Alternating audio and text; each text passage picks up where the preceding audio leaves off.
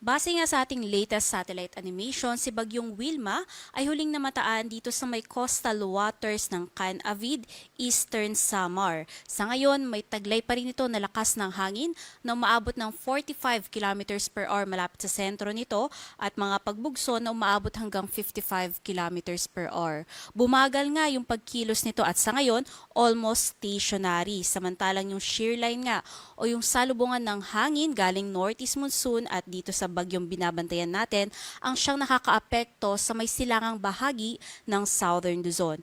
Patuloy pa rin nga din yung pagbugso ng northeast monsoon dito sa natitira pang bahagi ng Luzon.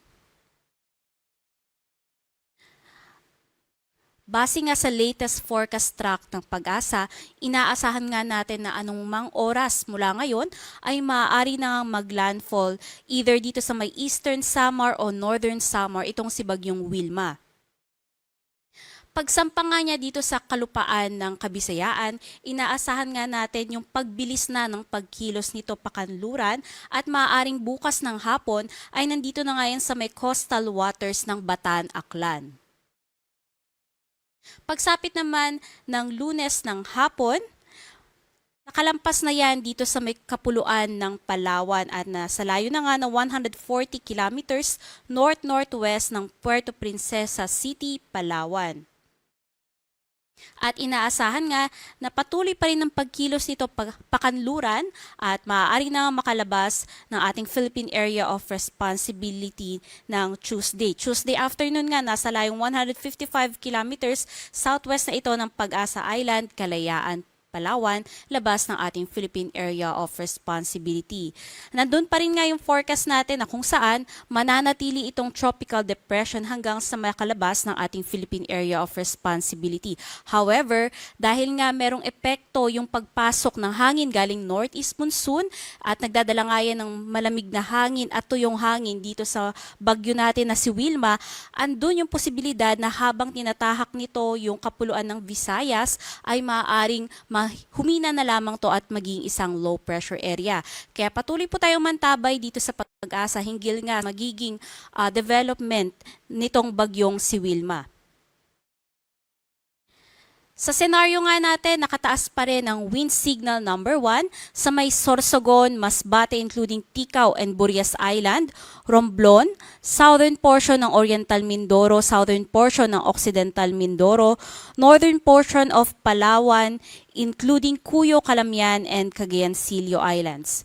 Sa bahagi naman ng Visayas, kasama pa rin under wind signal number 1 ang Northern Samar, Eastern Samar, Samar, Biliran, northern and central portions of Leyte, northern and central portions of Cebu, including Bantayan Islands at Camotes Islands, at northern portion ng Negros Oriental. Northern and central portions of Negros Occidental kasama rin under wind signal number 1, gayon din ang Guimaras, Iloilo, Capiz, Saclan, Antique including Caluya Islands. Muli, pinag-iingat po natin mga kababayan natin dyan under wind signal dahil kahit na mahinang bagyo nga itong si Bagyong Wilma, ay andyan pa rin nga yung mga dala nitong pagbugso ng hangin. And ine-expect po natin na mula ngayong araw hanggang bukas habang tinatahak nga nito ang kapuluan ng Visayas at maaari nga na by tomorrow, maaari na nitong tahakin ang West Philippine Sea, andyan pa rin nga yung pagbugso ng northeast monsoon sa malaking bahagi ng Luzon. And yung hangin na dala din ni Wilma aside sa mga areas under wind signal, makararanas din ng malalakas na hangin sa Visayas hanggang sa may Zamboanga Peninsula. Yan po ay for the next 2 days. At pagsapit nga ng Lunes na kung saan, papalabas na nga ito ng ating Philippine Area of Responsibility at nasa West Philippine Sea na, more on dito na lang sa Luzon ang makararanas ng mga malalakas na pagbugso ng hangin dala ng northeast monsoon. In terms naman ng mga pag-ulan ngayong araw hanggang bukas ng hapon, dahil nga sa pinagsamang epekto ng shear line at yung mga paulan na galing dito sa bagyo, inaasahan Tahan nga natin ng mga lalakas pa rin yung mga pag-ulan dito sa malaking bahagi ng Bicol Region, mangilan-ngilang bahagi ng Mimaropa at mangilan-ngilang bahagi pa ng Visayas. Kung titingnan nga natin dito sa may bahagi ng Bicol Region, ay naghahati ngayong epekto ng shear line or mga pag-ulan na dala ng shear line at yung bagyo. So ito po yung linya na naghahati sa kanila. So lahat ng mga areas sa may bandang taas nitong linya, kasama dyan ang Camarines Norte, Camarines Sur, Albay, Catanduanes, pinakamalalakas sa mga pag-ulan, umaabot ng 100 to 200 mm at 50 to 100 mm sa may Quezon, Marinduque, Oriental Mindoro. Yan po ay mga pag-ulan na dala ng shear line. Samantala yung mga areas sa baba naman itong linya, kasama ang Sorsogon, Masbate, Romblon, kung saan umaabot ng 100 to 200 mm at 50 to 100 mm sa may Northern Samar, Samar Eastern, Samar, Biliran, maging dito nga sa may Acan, Capiz, Iloilo at Antique. Asahan po natin na 50 to 100 mm mga paulan, dala po yan nitong si Bagyong Wilma. Pagsapit naman ng bukas ng hapon hanggang sa Lunes ng hapon na kung saan bumabaybay na nga ito papunta sa may West Philippine Sea, yung mga paulan na nga lang na dala ni Wilma ay makakaapekto na nga lang dito sa may Palawan. However, nakikitaan nga natin ng paglakas ng epekto ng shear line dito sa may silangang bahagi ng Northern and Central Luzon at dito nga sa may Cagayan, Isabela, Aurora, Quezon, maging sa may Marinduque at Oriental Mindoro, asahan yung paglakas ng mga pag-ulan at maaari ang umabot ng 50 to 100 millimeters. Pagsapit naman ng Lunes ng hapon hanggang sa Tuesday ng hapon na kung saan papalabas na nga ito ng ating Philippine Area of Responsibility.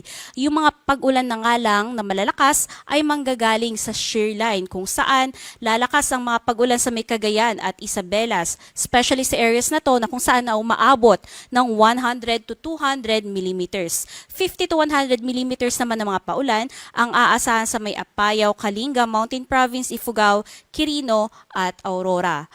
Yung mga lugar po na na-mention natin, mag-ingat po or patuloy na mag-ingat sa mga dala na malalakas na mga pag-ulan na maaaring magdulot ng mga malawakang pagbaha at pagguho ng lupa. In terms naman ng mga paglakas or pagtaas ng mga pag-alon, kasalukuyan pa rin nakataas ang gale warning dito sa may bahagi nga ng Cagayan including Babuyan Islands, dito sa may eastern seaboards nga ng Northern Luzon, maging sa may eastern seaboards ng Central Luzon, kasama nga itong seaboards sa may Aurora, northern and eastern coastline or seaboards dito sa may Polillo Islands at pababa nga yan hanggang dito sa may bahagi ng Albay. Muli, inaabisuhan po natin lahat ng mga sasakyang pandagat na may nakataas na wind signal. Maging mga sasakyang pandagat na babiyahe nga dito sa may bahaging ito ay ipagpaliban po muna dahil nananatili na mataas po yung mga pag-alon natin, umaabot yan up to 5.5 meters. Kung makikita nga natin sa mapa, yung mga malalakas na mga pag-ulan ay nasa bandang hilagang kanluran ng bahagi or quadrant nga ng bagyo natin. Kaya naman, although yung sentro ng bagyo natin ay nasa bahagi ng Eastern Samar, yung mga malalakas na mga pag-ulan ay nakafocus dito sa may katimugang bahagi ng Bicol Region. Kasalukuyan nga ngayon na nakataas yung ating heavy rainfall warning, yellow to orange dito sa may parte ng Sorsogon at sa may Albay, maging sa may Catanduanes. Kaya pinag-iingat po natin yung ating mga kababayan dyan sa patuloy na mga paglakas ng mga pag-ulan dala nga ng shear line at ng bagyo.